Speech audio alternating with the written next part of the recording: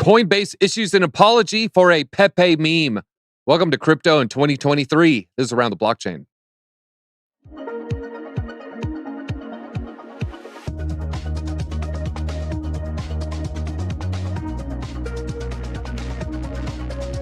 Thank you for joining, everybody. We have some fantastic guests on today's show, but one guest is like Tinkerbell, and we're going to need your thumbs up before this guest can come in. So please go ahead, hit that like button. Maybe we'll manifest this guest and they'll show up. But let's just go ahead, get right into it. We have Firoz on the top left.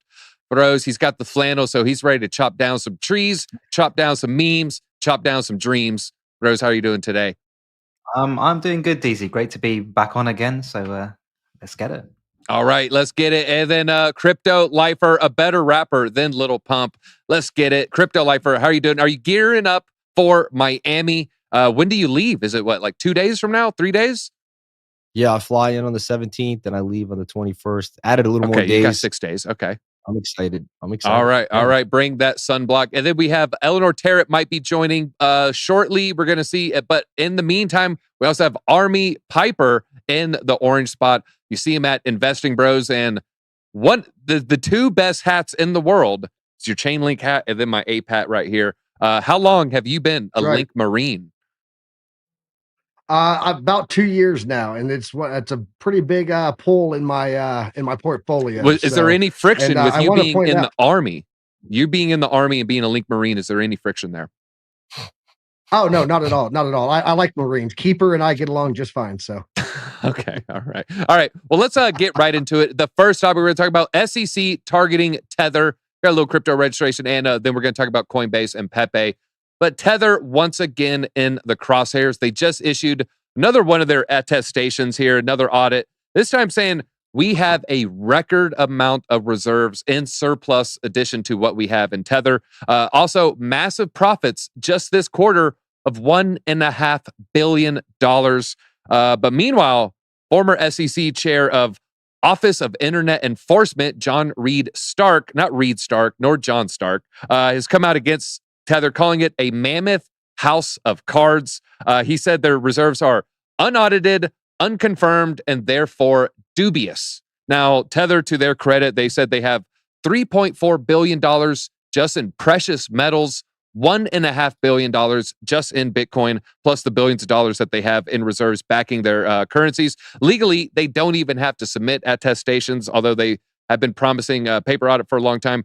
Also, Tether in this last quarter increase their token supply by 20%. So we're seeing that market cap jumping up there. Now, Firoz, I want to just ask you, I look to you as maybe some sensible advice here. Not, you're not going to tell me to go YOLO into the next meme coin, but I want to ask you just a scenario here. If you had to hold a stable coin for 10 years, would you be more comfortable holding Tether, or would you be more holding Circle, USDC?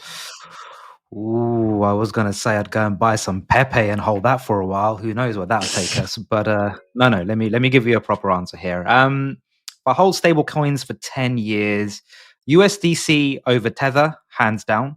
Why? I suppose USDC is backed by US dollars, held, should we say, in regulated banks, although one can question the regulation there. But as far as protection goes, from a government perspective, they are in regulated banks. Plus, also, USDC in comparison is regularly audited by independent accounting firms. So that's a plus, I suppose. Whereas Tether, on the other hand, has, as you said earlier, right, it's never conducted a full audit. And again, I think what's key is that it's only provided snapshots. And important to that is the attestations that they have. That's all they are. They are just a snapshot, bear in mind, at a given point in time.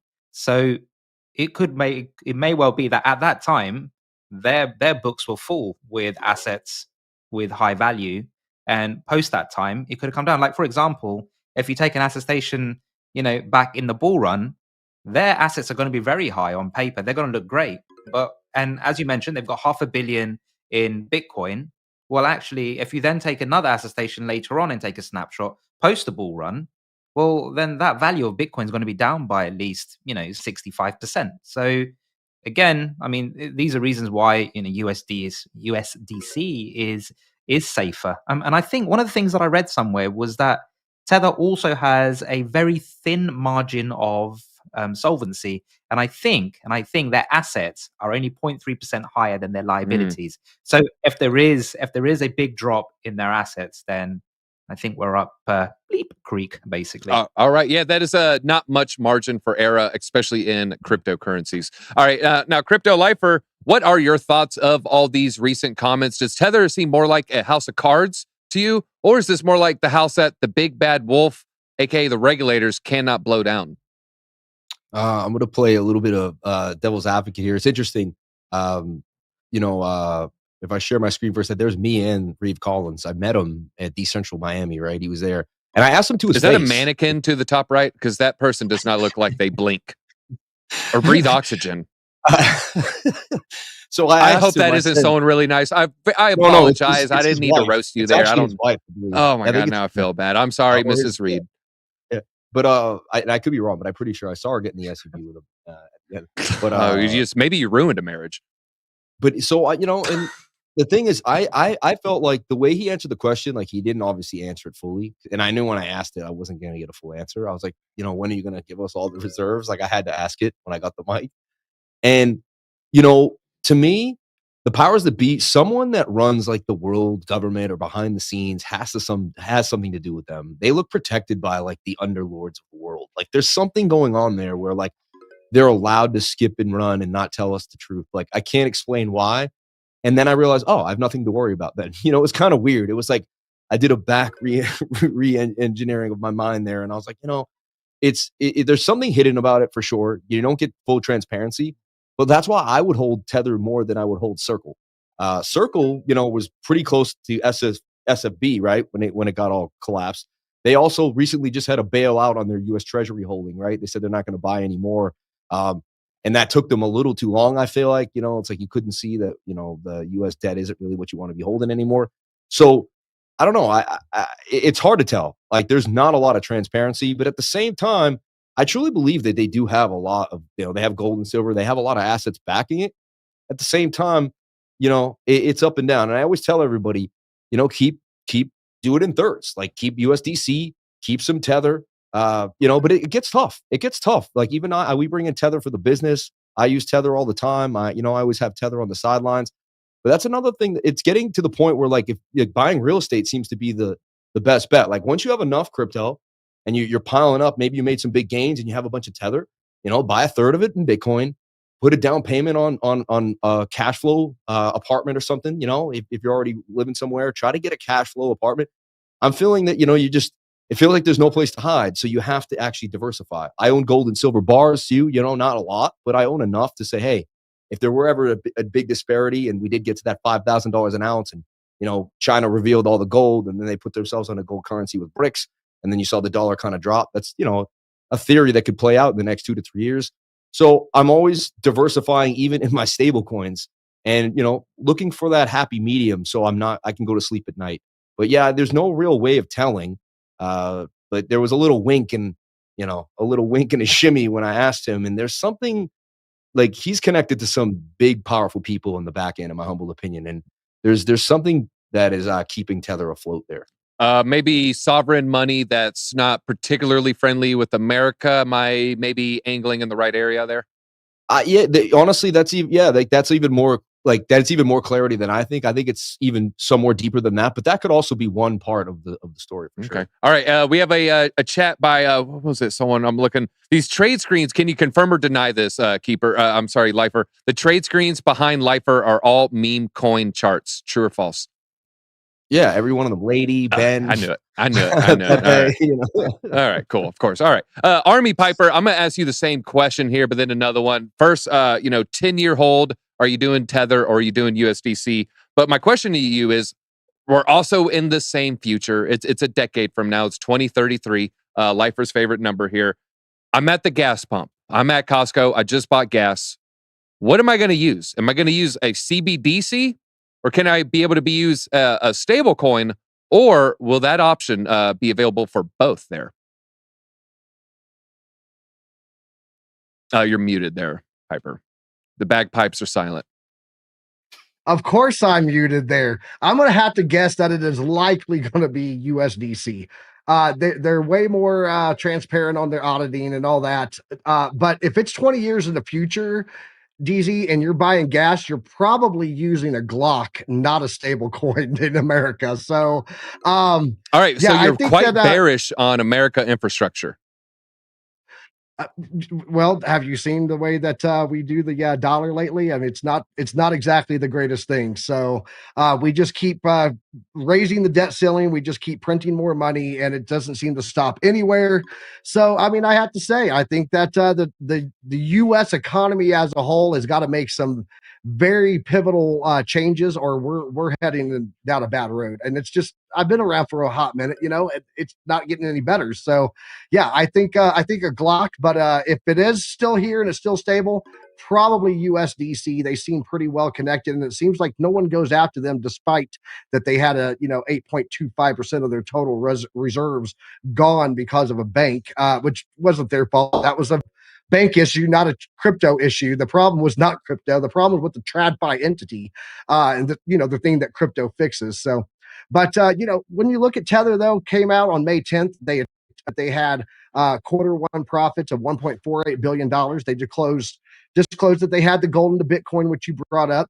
But approximately 4% of their reserves that's it. It's all they have in gold and 2% in Bitcoin. So, like, what's the rest of it in? Like, there's a lot of unanswered questions there with Tether. And I don't think that it's necessarily a house of cards. I think people like to do a lot of things. I mean, for all we know, this former SEC director guy, he might be looking at trying to get his job back when Gary's out of that seat, because Gary's days seem to be numbered lately. So he might just be trying to go, look, I got a new fight for you over there, Elizabeth Warren, and I'm going to go after Tether. So we know stable coins are a threat to the US dollar. So why not? I mean, that's the bottom line. That's the bottom line, DZ. All right. Well, we'll see if Gensler is kicked out. I know, it does seem like it's becoming a more popular option, but at this point, I almost feel like the guy's like Nosferatu or something, just popping up out of nowhere, similar to the guy right there. All right. The big guy is what they call him. All right. Let's move on here. Talk a little crypto legislation. We still might get Eleanor Terrett in, but this is a tweet from her right here. Prior to the committee meeting that we're going to be covering, there was a memo that circulated among the Democrat committee members.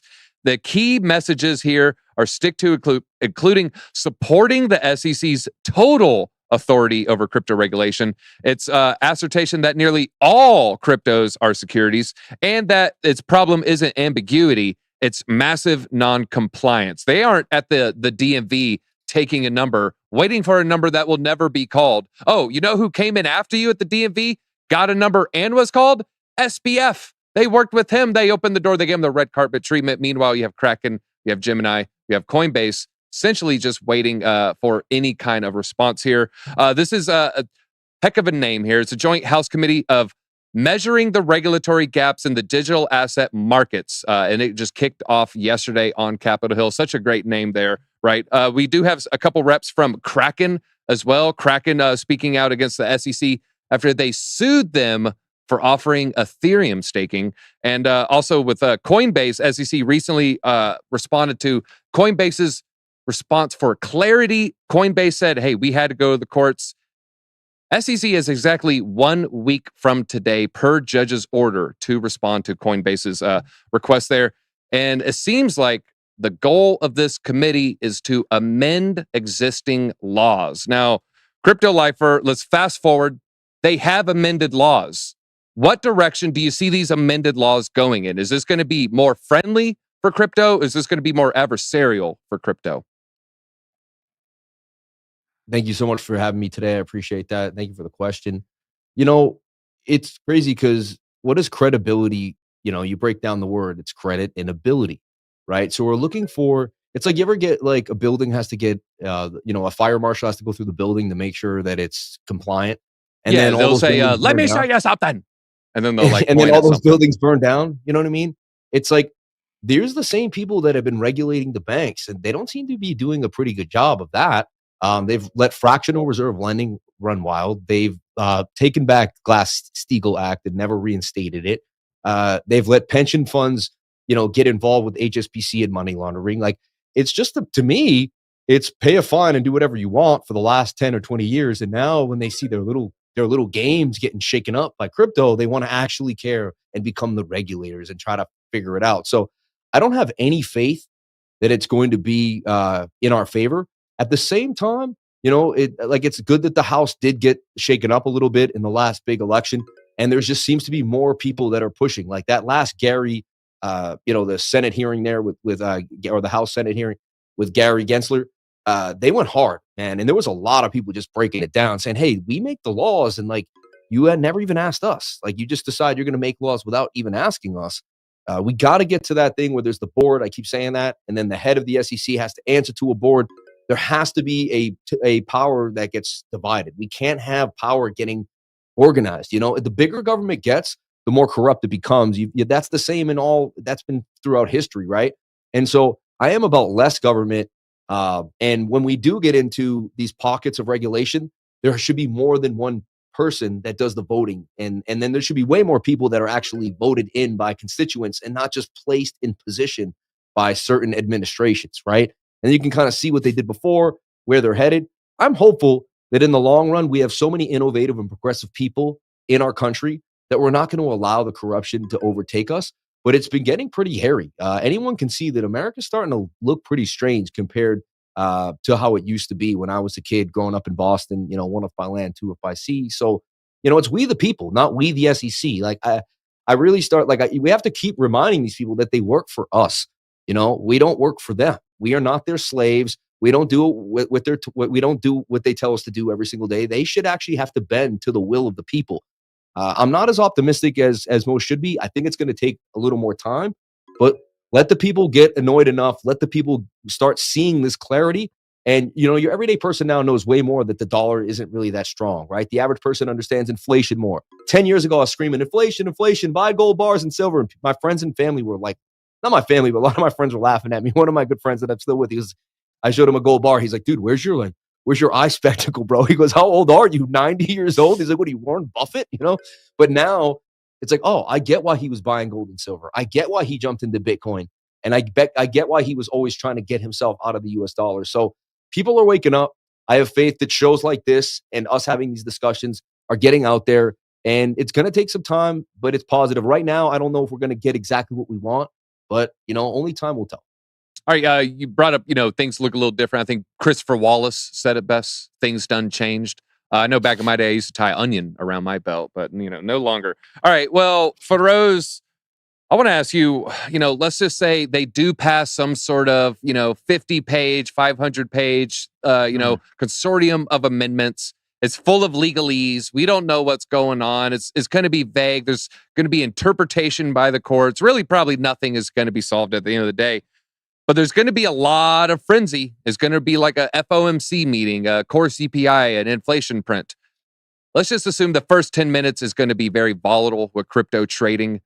If they do pass some amendments and they say it's now crypto is more friendly, what is going to get the biggest pump, in your opinion?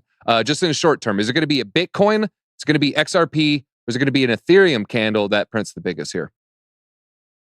Well, I want to pump my bags. For those who don't know, 60% of my crypto holding portfolio is in Ethereum, right? And I think Ethereum will get the biggest pump for a few reasons, right? Not because it's the second largest cryptocurrency by market cap, but also it's the leading platform for smart contracts, dApps, DeFi, NFTs. Let's be honest, all the innovation that we have currently within the crypto space has stemmed from Ethereum. So by having some sort of regulation passed around that actually opens up the floodgates for everything else that's being built on Ethereum.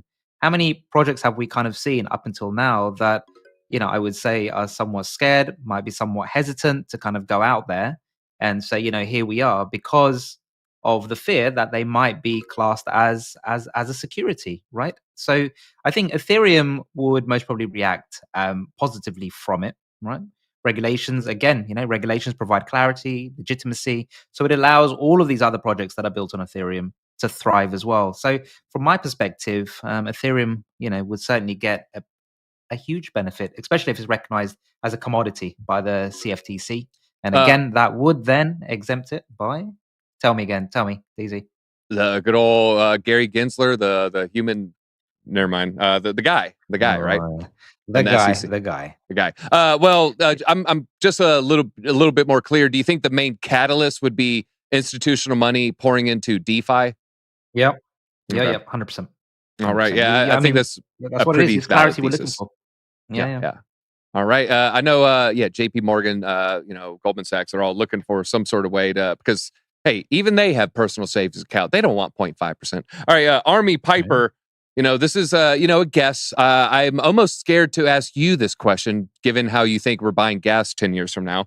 But what do you think the worst outcome would be from a crypto regulation? Are you looking at outright bans? Are you looking at over strict KYC? What's the realistic worst case scenario that comes from this committee? So I think the worst thing that we would see is I just read an article this morning. They were talking about making you register cold storage wallets. And that would absolutely be the worst thing that I could imagine going on for the United States if it wasn't an all-out ban. Trying to register, we have to register everything nowadays. And, America, just so people know, I'm in the United States Army. I still am until June 30th. I'm on active duty. I'm on terminal leave. I'm getting ready to retire right now. And the one reason that I push so hard into crypto is because it's freedom money. The Constitution that I swore to protect and defend has become this document that we hold on to for dear life because every single thing in our world is regulated. Whether it be your car, whether it be your license, you can't do anything without registration. Really, now I got to register my money because to me, that's what crypto is. Crypto is not an asset. It's not an investment. It is the money of the future. And people need to just leave my money alone. At the end of the day, leave my money alone. I worked to get this. I bought this, and I'm going to use this, and it's going places. I consider myself a VC into the newest technology on the market, and that market is money based. So, yes, if you want to talk about the worst thing that you could do with it, it's allowing politicians to figure out what to do with my money instead of me. They figure out what to do with enough of my money, and they can pound sand. Especially this guy here. He can pound sand all day long. So he needs to go. He doesn't do regulation. All he does is punishment. So he can go bye-bye. People can leave my money alone, and I don't want to hear any more about regulation unless it's something that allows me to do what all the rich people do, and that's do things like the buying that they get to buy because they're an affiliate, registered trader. So I want that freedom for me as the people. I'm not rich enough to buy a politician and put them in my pocket. So yeah, we need my money in my cold storage wallet alone because we are going places. So hey, we need to put that on a t-shirt. It's my money. Leave it alone. I think that's a great right there. Firoz gets 1 extra point for the books in his background. I can't remember who said that. It was one of our super fans there. So appreciate anytime you do sub. There's like $2, $1.99, $2.99. Your name is then green on my screen, pops out a little bit more. Hey, belled up, giving Kelly the shout out there. All right, let's move on here and talk. Probably Army Piper's favorite meme. It is the Pepe frog. Coinbase just had to issue an apology from their legal here. Let's just pull it up here. This is Paul Grewal, I think. We screwed up and we are sorry. Yesterday, we shared an overview of the Pepe meme coin to provide a fact-based picture of a trending topic. This did not provide the whole picture of the history of the meme, and we apologize to the community. And then if you go to the comments, you're going to see a lot of people on both sides of the aisle there saying, hey, it is something bad. No, you're an idiot for thinking that. And then just a whole lot of bickering back and forth there. The controversial history of this, of course, is despite a disclaimer from Coinbase, delete Coinbase started trending after this. People were mad that they walked this back. It was just part of a little newsletter. They sent out the newsletter just saying, hey, here's the most popular meme at the market at the time, just kind of giving some information. But I guess it upset some people, probably some individuals at Coinbase, if I had to guess, probably upset a certain number of their employees. So then legal issued that apology there. Now, who should I ask this question to? Oh, man, maybe I should ask all three. I'm almost scared. Piper, what does Pepe the Frog mean to you? It's a meme. It's a simple meme token, brother. That's all it is. It's a 2-decade-old meme that was created into a token so that people could have something to jump into. That's the next SHIB or the next, Dogecoin. people that missed out on being millionaires in the last cycle, that's what Pepe was to them. Should they have issued an apology? Represents something. Should they have issued an apology in your not opinion? at all. No, I see woke people. That's what I see. So 2 points. Thanks. Jesus. Appreciate it, This guy's on fire. It's got to go, man. What are we going to do? Because they used a Ford F-150 to drive to a rally, a white power rally. Now Ford's going to be the bad guy, and nobody can buy Fords anymore. Like, at some point, you got to separate what the sentiment is versus what the intent is. And, the intent should always be the bottom line. The intent of Pepe was not to be anything to do with racism, anything to do with woke, nothing. It was a meme. People have lost a sense of humor in America, and they need to get back to it. Let Pepe be funny. And if you feel offended by it, don't buy Pepe coin. It's that simple. If you don't want it, don't buy it.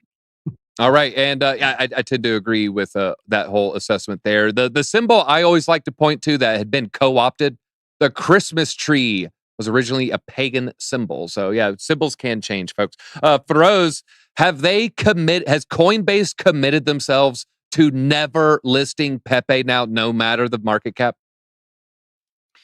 No, I don't. Look, I don't think they have, and I agree with Army Piper as well. They certainly didn't need to issue an apology. And I think, just to that point, the only reason people are shouting for it is because Coinbase is a large organization. They're out there, they're in everybody's faces, and most people go for the larger organization to make an apology. If I had put out that statement yesterday, or I'd made a small little news article, I don't think anybody would even care 2 cents in terms of what I had to say. But because it was Coinbase, that's why we're kind of getting that. But again, I don't think so. No, I mean, let's be honest. All the exchanges really seeing it is, if they see a meme going crazy, the volume's insane, they want a piece of that pie. As simple as that. It's always trading on a DEX. And so the only people that are kind of getting that are those who are obviously putting up the liquidity for it. But the exchanges want a piece of that pie. When we see high volume, the exchanges want that. They want users to come over. They want users to spend on their exchanges, so then they can start taking the fees in between. So I think any large exchange, even Coinbase, would be absolutely mad, certainly from a business perspective, to not list meme coins just because of this one. And I'm not even going to call it an incident. Memes are just a degenerate way of having fun on the internet. It's simple as that. And there's nothing more to it than that. It will change some people's lives, and on others, well, it'll just be a gamble. So just don't go big. All right, that's why we put you in the Pepe the Green box. It was on purpose. I'm just kidding. That's a coincidence, folks. Here, now, Crypto Lifer, just you're a TA guy. You got all the charts. They're all meme coins behind you. Just if you could sum up, in your opinion, why is there such an increased interest in meme coins at the moment? We know why people like them generally, but why are they so explosive currently? Well, right now, we see that like a lot of altcoins are bleeding hard, right? So Bitcoin goes up, except for like maxis and people that have been like steadily accumulating Bitcoin. It doesn't make everyone that excited. I mean, people get happy because it brings the market up, but a lot of people feel like they missed the boat for Bitcoin, right? So they see Bitcoin going up and they're like, oh, I'm never going to 1,000x on Bitcoin, and they hear their friends talking about SHIB, talking about getting in early, talking about when Coinbase listed SHIB and it exploded. I actually sold it the night before for a 10x and I would have made 70 grand. So I always remember that day. I'll remember forever. But, so they're like, maybe there's a chance. Also, the economy's hard right now. People are stressed. They say like 57% of Americans have less than $1,000 in their savings account. We're shipping money overseas left and right. We're leaving equipment in other countries. And so people are more desperate, and meme coins attract people that are trying to make money fast and quick. And I think that mentality is really being pushed throughout America. So they see a meme, they jump on a meme. And then once one meme goes, everyone starts thinking, hey, that guy just made $1 million off of $100. Most people can scrap up $100, $50, right? Maybe 20. Yeah, then you got your gas fee. Yeah. Right. I mean, well, the thing is, I started trading Pepe. I didn't get it in early. That's why. But again, I was looking at that. Like I bought some Ben last night too on Uniswap, and I was going to buy a little bit. I eventually bought like $500, but I want to just dip my toes in. And I was saying, if someone wanted to buy $16 of Ben last night, it would have cost you $8 in gas fees. I ended up spending $16 on the $500. But then MEXC, which is a great new exchange, is just grabbing these coins fast. So Pepe was on MEXC, and you could have traded 0 spot maker and taker fees. And that's another thing. One last thing I want to say is I was a huge fan of Shepard Fairey. He grew up he started posting his stuff in the Rhode Island Institute of Art, really, I believe, or Rhode Island Art Institute. and he started putting up these obey symbols. I just want to show people what I'm talking about. Yeah. It's just- Andre the Giant, correct? Exactly. And this got big at my local skate shop. I had one of these skateboards with Andre on the bottom. He came up, there's an old term, but he kind of reimagined it as phenomenology. This just came up to me, and I just want to show people. And what it means is when you put out an image and you don't tell anyone what it's about, people will eventually create their own belief system and their attachment to that image, right? Pepe has that way of kind of going wherever it wants. Like, it could be a fun meme for some other people. And I like what he said about the F-150. Or like, just because something happens to be part of something at one point in its life doesn't mean it should ever be labeled with the hatred or the negative annotations, right? So Pepe was fun and interesting. Honestly, I'm about to close my Coinbase account. I'm up that, and they, you know what, they should have apologized because they're going to lose so much business. They're just kind of they're not even apologizing to me. They're just pedaling back because they don't want to lose a bunch of business. I'll be honest, they already kind of lost my business. Like, I'll happily go over to Gemini now and move basically all of my funds over there. Even my wife said I'm not going to do that. Yeah, I'm not going to be with Coinbase anymore. And it's just like PayPal when they said they were going to start doing funky things, right? Like hit you with $2,500 with this information. Next thing you know, they pulled it back, but then they kind of slid it back in. Once they say something like that, one other thing I'll give them, I'll play another devil's advocate to myself. Maybe they are trying to get the law change right. They're having that, they went back with the SEC and they kind of know with the people that they're dealing with. And maybe they kind of sent that out there to try to I guess lubricate the lines a little bit so they could get maybe a better standing with the cases that they're in now. So they didn't want to be, because they didn't want to be considered too far one way or the other. But at one point, it's business. You know what I mean?